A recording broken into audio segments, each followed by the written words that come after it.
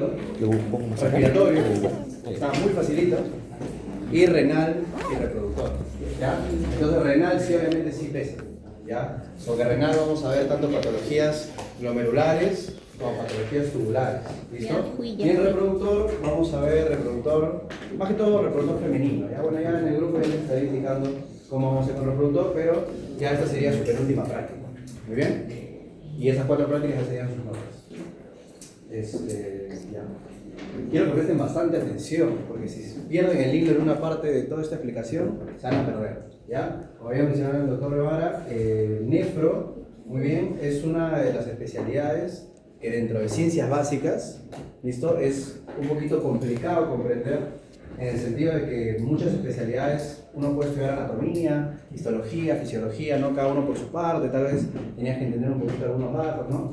Pero yo considero que nefro... Soy del baño. Ya regresó. Poquito. Ya. Pero considero que nefro es lo que más está cerca a lo que quiere hacer la U, pues, que es morfofisiología, ¿no? Porque nefro sí tienen que entender desde la parte microscópica, macroscópica, para que entiendan dónde están ubicados, o sea, cuando hablan de glomérulo, mesangio, membrana basal, o sea, dónde estás, ¿no? De qué está viendo que es la nefrona, bla, bla, bla, bla, ¿no? Entonces vamos a repasar unos datos teóricos, que les va a servir también para su examen teórico, pero el práctico, ¿no? Acá sí vamos a ver bastantes enfermedades, ¿listo? Ustedes ya saben en el examen va a venir, pues, alternativas y para que expliquen algunos procesos, ¿no? ¿Por qué se genera? Bla, bla, bla. ¿Muy bien? Ya. Entonces, tenemos que comenzar desde aquí, ¿ya? Lo primero que tenemos es la arteria renal, ¿listo? Esto de acá es la médula y esto de acá que es la corteza, ¿no? Ahí sencillo. Y tenemos que entender esto para saber cómo es que llegamos acá, ¿no? Porque todo esto es la médula, ¿listo? Y arriba está la corteza, ¿no? Aquí está esta parte triangular, es el famoso rayo medular, pues, ¿no? Y recuerden que ese tipo de pregunta trampa siempre, el rayo medular no está en la médula, es una proyección de la médula que está en la corteza. ¿Ya? Vamos a dibujar acá. El riñón, ¿no? Acá tenemos el riñón. ¿Y estos cómo se llaman? Pirámides. ¿Cuál es su nombre? Pirámides de Malpighi. Bueno, entonces, obviamente, ¿cuántas pirámides tiene un riñón? Aproximadamente 8 a 12. Las preguntas teóricas no van a ser para puntos, ya las intervenciones es para que me digan enfermedades, o si les digo, explícame algo, ¿no? Me levantan la mano. Ya, porque ya les he dicho que solo son 2, nada más. Ya. Entonces, estas son las pirámides renales que están en la médula, pues, ¿no? Ahora, estas pirámides, ¿no? Ya tenemos entendido que esto de aquí, todo esto de aquí, interno es la médula y la de afuera es la corteza. ¿Listo? ¿Qué es un lóbulo renal? Ahora sí, intervención. ¿Qué es un lóbulo? Un lóbulo renal es parte de la pirámide de Malpighi hasta afuera, o sea, la corteza que está en su base también. Parte O sea, de la corteza ¿un y lóbulo médula. es esto? Claro, ajá, todo eso. No. Desde la punta hasta allá. No. Es la pirámide, pero que está envuelta por un tejido colector o algo así. O sea, Tejido conectivo. cortical. Corteza. Ya, es el lóbulo, es la pirámide renal, ¿no? Con su tejido cortical de aquí. ¿Ya? Esto es un lóbulo. Por lo tanto, cuando ustedes vean la bibliografía, entonces, ¿cuántos lóbulos renales hay? 8 a 12. Lo mismo que decir pirámide renal, ¿no? Porque es un lóbulo, es cada pirámide renal con su tejido cortical alrededor. ¿Listo? Y lobulillo es esto de aquí. Lobulillo es la parte que está encima de la pirámide renal. ¿Muy bien? Entonces hay que ubicarnos anatómicamente para cuando hablemos de la parte arterial. ¿Muy bien? Entonces lóbulo renal, lobulillos. ¿Listo? Muy bien. Entonces acá tenemos la arteria renal. Entra la arteria renal y esta arteria que pasa por aquí, ¿cómo creen que se va a llamar? Entre los lóbulos. Entonces se llama arteria interlobular. Muy bien. Y esa arteria interlobular emite una rama así que arquea las pirámides. Pues, ¿cómo se va a llamar entonces? Arteria arqueada o arteria arciforme, ¿no? Entonces vamos siguiendo y ya estamos bien. Esa arteria arqueada o arciforme genera unas arterias. ¿Cómo se van a llamar esas arterias? ¿Dónde estamos aquí?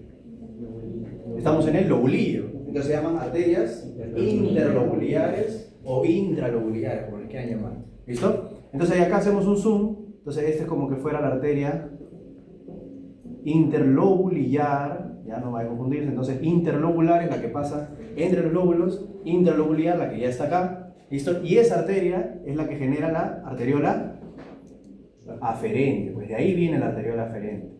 Y se genera el enmarañado, que ahorita vamos a ver una imagen más grande, ¿listo? Que es el glomérulo, y de ahí sale la arteriola eferente. Muy bien. Entonces, esto que estamos viendo acá, que es el glomérulo, es que ha venido una arteriola aferente por acá y se ha generado ese enmarañado glomerular que son capilares, ¿no? Y de ahí sale la arteriola eferente. Muy bien, entonces todo donde están los corpúsculos, que es un corpúsculo renal, es un glomérulo con su cápsula de Bowman, ¿no? Entonces los corpúsculos renales, prácticamente el 90% están en la corteza, por eso en una imagen histológica se ve más pitada. Choque. Entonces, eso es importante. ¿Por qué? Porque existen tipos de nefrona, ¿no? ¿De qué se compone una nefrona, chicos? ¿Cuál es la diferencia entre unidad funcional y unidad estructural del riñón? A ver, ¿qué me quiere decir? Unidad estructural sería la nefrona y unidad funcional del túbulo urínífero. La nefrona es hasta el túbulo contorneado distal y con los colectores sería el urínífero. Ya, muy bien, pues.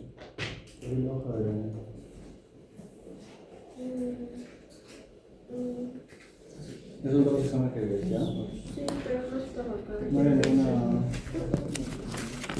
¿Ahí no hay una hoja?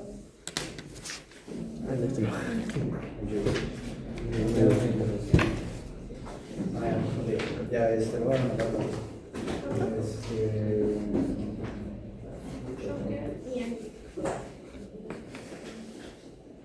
Ya, muy bien.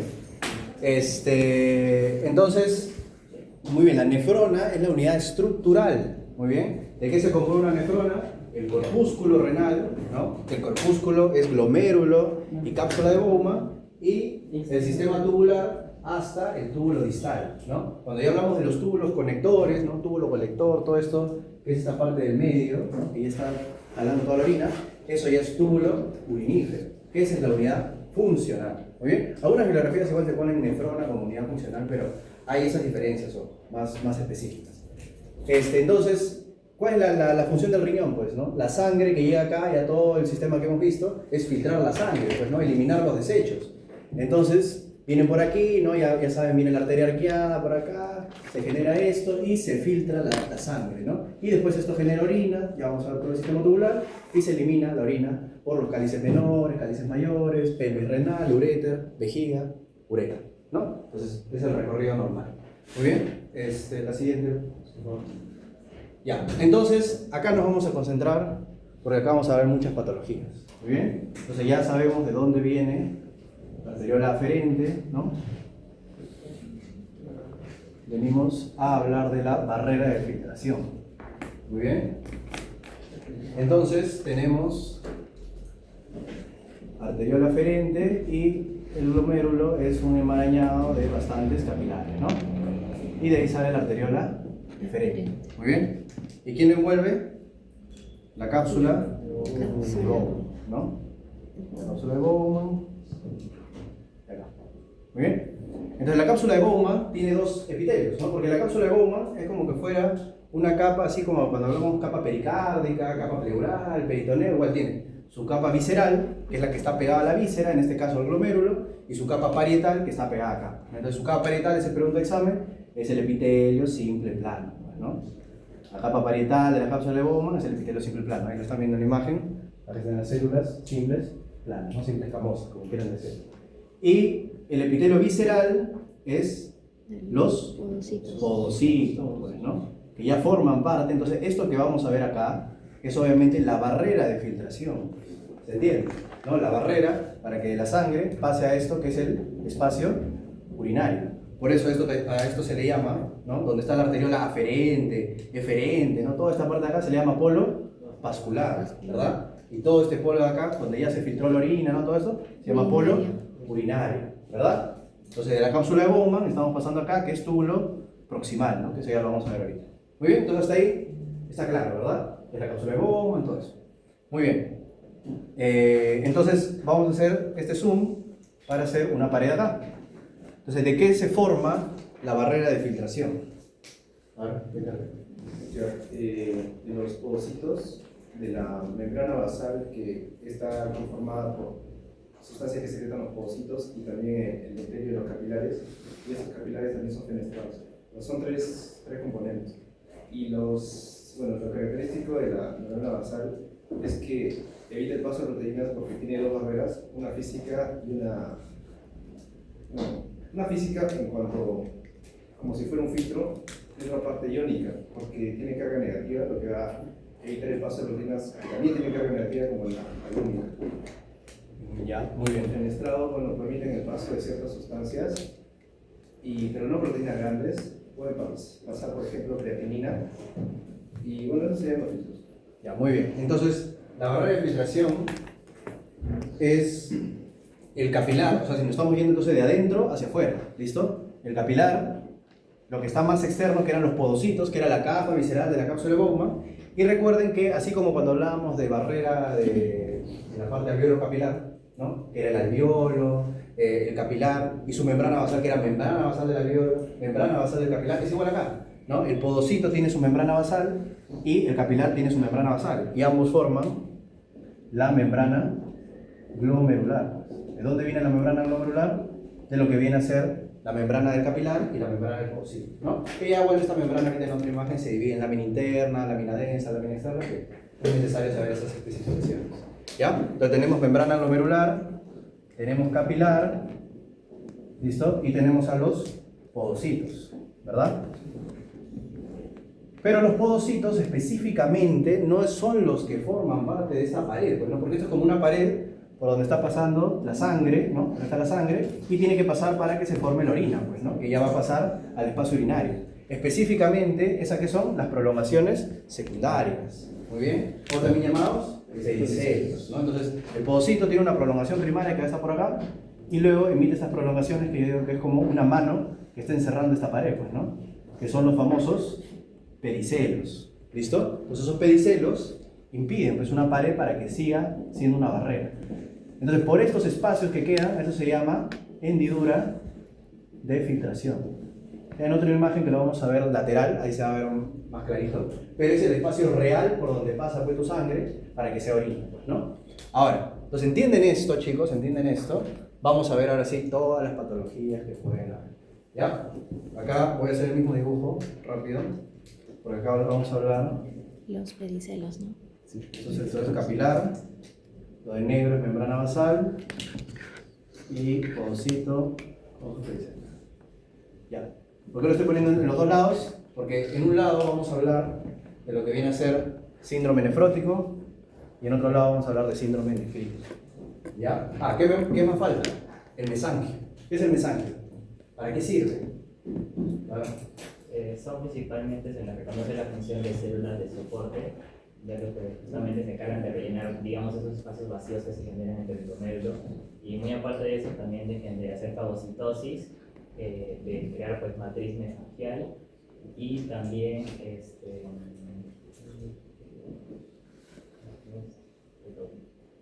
Ya, pero esas son las más importantes, no te preocupes. Entonces, el mesangio, puede haber mesangio extraglomerular, que lo vamos a ver en un ratito más, que es el mesangio que está fuera del glomérulo, y el mesangio intraglomerular, que está acá, ¿no? Que, como dice su compañero, se encarga del soporte del glomérulo. y también de regular el flujo como Regular el un flujo capilar. Claro, contrayéndose. Exactamente. Entonces, es importante el mesangio, ¿no? Para que este glomérulo no se liberen, pues, ¿no? Como una bola ahí enredada ahí, pues. ¿Ya? Y lo otro también importante es que es la parte inmune, por así decirlo, del glomérulo, ¿ya? Fagocita. Entonces, no se encuentra dentro de la parte de barrera de filtración, o sea, no es parte de la pared, pero lo vamos a incluir por fines clínicos. O sea, está dentro del tema de que también ayudan para el tema de la filtración, porque si, imagínense, si no hay mesangio, ¿qué pasa? Los capilares se liberan, ¿me entiendes? ¿Y qué es lo importante, pues, de esta pared? ¿Qué quiero prevenir que pase? Dos cosas: sangre y proteínas. Si yo veo sangre o proteínas en mi orina, y eso es algo patológico, ¿no? No es normal que elimine sangre o proteínas. Muy bien, entonces, por eso el mesangio también es importante, ¿ya? Ahora, vamos, antes de irnos a la parte clínica. Entonces, si hay una afectación del capilar, de la membrana basal, ¿listo? O del mesangio, ¿listo? Cualquiera de esos tres, ¿qué va a hacer? Que pasen los tres. ¿Listo? Si hay una lesión, entonces, membrana basal, Repitan porque eso después vamos a ver bastantes enfermedades y tienen que conectar, ¿ya? Entonces, si hay una afectación del capilar glomerular, si hay una afectación de la membrana basal o hay una afectación del mesangio, clínicamente, ¿cómo se va a manifestar? Con hematuria y proteinuria. ¿Entiendes? Porque se afecta esa pared y comienzas a perder los dos. Pero si hay una afectación de los podocitos, ¿no? Si quieren ser específicos, los pericelos, estos específicamente es una pared, ¿no?, de filtración para impedir sobre todo el paso de proteínas. Muy bien. Ahora, ¿por qué es tan importante esto? Pues porque puede pasar, digamos, tu capilar está bien, tu membrana basal está bien, tu mesangio está bien, está intacto, ¿ya? Entonces se va a filtrar normal la orina y imaginémonos, hay una enfermedad que genera una alteración de los podocitos. Muy bien, entonces se van a perder proteínas, pero no se va a perder sangre. ¿Listo? Solo se van a perder proteínas. ¿Ya? Entonces una alteración podocitaria solo te genera proteinuria. Pero los otros también te generan proteinuria, ¿verdad? Pero este no te genera cualquier proteinuria, pues te genera una proteinuria masiva. O sea, pierdes bastantes proteínas, ¿ya? Y eso ahorita vamos a ver. Entonces queda claro eso, ya podemos comenzar a hablar de esa enfermedad. ¿Quién sabe la diferencia entre síndrome nefrótico y síndrome nefrítico? ¿Quién ha leído sobre eso?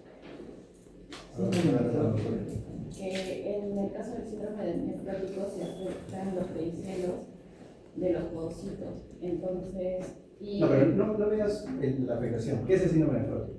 O sea que para estos chicos, síndrome nefrótico y síndrome nefrítico no es una enfermedad. Los síndromes son un conjunto de manifestaciones clínicas. Entonces, cuando nosotros tenemos un síndrome nefrótico, o sea, lo primero que tenemos que tener en un paciente es catalogarlo, ¿no? Cuando ustedes vean en su teórico práctico, yo les voy a poner un caso, tal vez pues, paciente con proteinuria, ¿no? Tú tienes que saber, ¿es nefrótico o nefrítico? Y ya con eso ver las posibles causas. Entonces, ¿cómo se manifiesta un paciente con síndrome nefrótico? O sea, ¿qué es su característica? Ya está bien, o sea, al final ya también nos vamos a mencionar eso, al final es afectación de podocitos, porque es lo que estamos hablando, pero ¿qué haga esa afectación de podocitos? ¿Qué hace? que tiene proteinuria masiva y también causa edema. Proteinuria masiva. Entonces a eso se le llama rango nefrótico. ¿Cuánto es ese rango nefrótico? ¿Cuánto yo considero para hablar de síndrome nefrótico?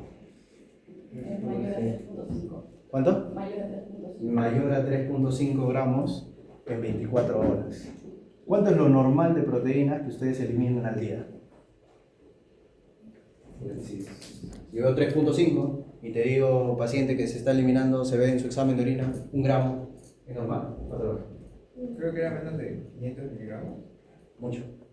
Lo normal, lo voy a poner acá, lo normal es menos de 150 miligramos en 24 horas. ¿Listo? Menos de eso tienes que eliminar de orina. ¿Listo? Cuando llegue más de 150 miligramos, nosotros podemos hablar de microalbuminuria, ¿no? O sea que ya se está perdiendo albúmina, que recuerden que es la proteína más abundante. Muy bien. Entonces, pero más de 3.5 gramos ya es bastante, pues. Entonces, ¿qué te va a generar? ¿Qué genera la pérdida de proteínas? Como mencionó su compañera. Proteinuria masiva. ¿Qué genera la pérdida de proteínas? Edema.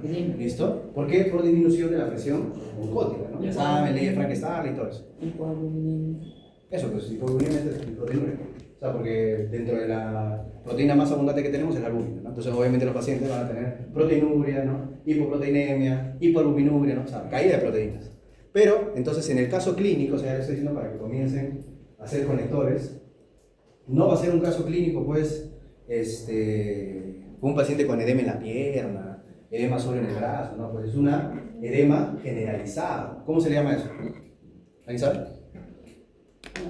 Anasarca. Muy bien. Entonces, estos pacientes son edemas, les voy a poner 3 cruces, pues, ¿no? Porque son bastantes edemas que te pueden decir también paciente con anasarca. ¿Listo? Porque está perdiendo bastantes proteínas. ¿Qué más? ¿Cómo lo puedo diferenciar de un síndrome nefrítico? Bueno, uno, obviamente, es que este paciente no presente hematuria, ¿no? ¿Qué más? La orina que presentan estos pacientes es espumosa a comparación del nefrítico, que es espuma oscura, es orina oscura. O sea, ya, es que claro, es que lo que pasa es que el síndrome nefrítico hay hematuria, ¿no? Esa es la gran diferencia. Pero ojo que en el síndrome nefrítico también hay proteinuria. O sea, podría ser sangre con espuma. O sea, ya el hecho de que sea sangre ya te diferencia nefrítico. Pero clínicamente, o sea, imagínate que llega a tu consulta y todavía no le has hecho examen de orina. De que el edema se presenta en párpados y piernas. Eso ya es anasarca, o sea, que es generalizado. Sí, porque lo que había visto es que hay un síndrome semiológico de que en el síndrome nefrótico los edemas eran suaves al tacto y en el síndrome nefrítico eran más duros. Según era promedio, pero era así. No, pero eso no es diferencia técnica. Otra Como cosa. tenemos poco volumen, hay hipertensión por la activación del renin-angiotensina. Hipertensión arterial. Pero eso es en el nefrítico. En el nefrótico no hay hipertensión. En el nefrítico hay hipertensión. ¿Nadie? Ya, Roberta, antes tu apellido para Ailano. Ailano. No, uno no. ¿Quién? Ah, no, pero esto no somos uno. O sea, una respuesta directa no lo estoy hablando. ¿Qué? Lipiduria. ¿Por qué? ¿Pero por qué? ¿Me tienes que decir por qué? No simplemente por qué hay aumento de lípidos? Por la mucha proteína que se elimina. ¿Por la mucha proteína que se elimina por la orina? ¿Esa es una explicación? ¿No me estás explicando nada? Porque tiene síndrome nefrótico, ¿vale? El hígado, que normalmente produce la albúmina, como ver una pérdida masiva de proteínas, se va a perder mucha albúmina. Entonces el hígado, para de alguna manera compensar esa pérdida de proteínas, va a decir que la albúmina no la va a producir porque va a estar mucha energía, pero lo que va a producir es que va a producir lipoproteínas. Ya, excelente. O sea, está excelente solo el hecho que también produce albúmina, obviamente. O sea, ya, entonces el paciente, como tiene síndrome nefrótico, está perdiendo bastante proteína, el hígado comienza a querer compensar eso, porque dice, ¿qué está pasando? Estoy perdiendo bastante proteína. Entonces comienza, porque no es una falla hepática. Y ustedes saben que el hígado es el principal productor de proteínas. Entonces comienza a producir bastante, pues, ¿no? Para suplir ese déficit. Entonces produce un montón de albúmina también. Pero dentro de esa producción de proteína no es específico, pues, ¿no? También el hígado, pues, no es un trompe que dice solo va a producir albúmina. Produce todas las proteínas. Y dentro de esas proteínas también produce lipoproteínas, pues, ¿no? Ya ustedes ya se acuerdan por bioquímica, las lipoproteínas son las que se encargan del transporte de grasas, por eso estos pacientes presentan dislipidemia, ¿no? Colesterol alto, triglicéridos altos, ¿no? Hay manifestaciones clínicas que se llaman santelasmas, ¿no? Que son manchas amarillas en los ojos, ¿no? ¿Por qué son esas manchas amarillas? Por acumulación de grasa, ¿no? O que en la orina, ¿no? En la orina te dicen, se encuentra pues proteinuria, pero también se encuentran cilindros. ¿Qué tipo de cilindros? Cilindros grasos. Ya, pues ya te lo está cantando ya, ¿no? Cilindros grasos, grasa, dislipidemia, ya eso es síndrome nefrótico. Y encima que el hecho que ya te digan rango nefrótico, ya pues diga más fácil. Solo que a veces te puede decir proteinuria, pero no te dicen cuánto de proteinuria se ha eliminado. Entonces, yo siempre les digo, ustedes, cualquier enfermedad para que aprendan más, ¿no? El hecho es que traten de siempre diagnosticar algo sin laboratorio. No traten de buscar de todas las maneras un caso para poder diagnosticarlo con anamnesis, o sea, con antecedentes y clínica. Todo lo que puedas diferenciar. ¿Entiendes? Porque ya los exámenes de laboratorio por eso son ayudantes, ¿no? Porque con la clínica lo puedes diferenciar. Y hay, ¿qué más va a haber? Como también hay pérdida de proteínas, hay pérdida de factores de coagulación, recuerden. Porque los factores de coagulación son proteínas. Eso lo van a ver ya lo deben estar viendo en su tercera unidad de física. ¿Listo? Entonces, factores de coagulación también son proteínas. Se pierden los factores de coagulación, entonces, ¿qué genera? Trombosis. ¿No? Por eso esos pacientes se tienen que manejar un montón, pues, ¿no? Con anticoagulantes, para manejar las dislipidemias, etc., ¿no? Entonces, eso, ¿ya? ¿Se entiende? Y obviamente, el dato ya histológico es que estos pacientes, entonces les digo que es un síndrome nefrótico, no es una enfermedad, es causado por una glomerulopatía o una glomerulonefritis. ¿Qué glomerulonefritis genera el síndrome nefrótico? ¿Alguien ha leído eso? ¿Leían la idea de glomerulonefritis? ¿Puede ser el síndrome de Lucas? No. Glomerulonefritis. Síndrome de Alport. Glomerulonefritis. Enfermedad de No. ¿Nadie? Síndrome de Alport. Membranosa y de cambios mínimos. Membranosa. Y de cambios mínimos. ¿Ya? De cambios mínimos. Y falta una. Siempre recuerden que son 3 en cada lado. O sea, cuando hablamos de síndrome nefrítico, son 3 que generan síndrome nefrítico. Entonces acá tenemos la membranosa, que es la más frecuente, recuerden. La de cambios mínimos es la más frecuente en niños. Y la de peor pronóstico es la glomerulonefritis focal y segmentaria. ¿Ya? Entonces, ¿por qué lo digo? Porque cuando ustedes vean medicina, van a ver pues este tema de glomerulopatías, ¿no? Y ahí se van a enredar, ya, ¿qué es eso? ¿Qué es un presente hemática, proteína? Era la membranosa. Membranosa, Ya. cambios mínimos y focal y segmentaria. ¿Listo? Si yo te digo la histopatología que encuentro en cualquiera de las 3, afectación de pedicelos, afectación podocitaria, pues. Porque son glomerulopatías que te generan síndrome nefrótico, solo proteinuria. ¿Queda claro? ¿Queda clarísimo? Ya. Nos vamos al otro lado. ¿Qué es el síndrome nefrítico? El síndrome nefrítico tiene una triada. ¿Quién se la sabe? Hipertensión, edema, proteinuria. Casi, estabas ahí. ¿Hematuria? Hematuria, muy bien. Es lo que lo más lo distingue, pues, ¿no? Entonces, su triada es hematuria, Edemas edemas y hipertensión. e hipertensión. ¿Ya? ¿Te has hecho dos, no, Chelo? ¿Has repetido lo que he dicho?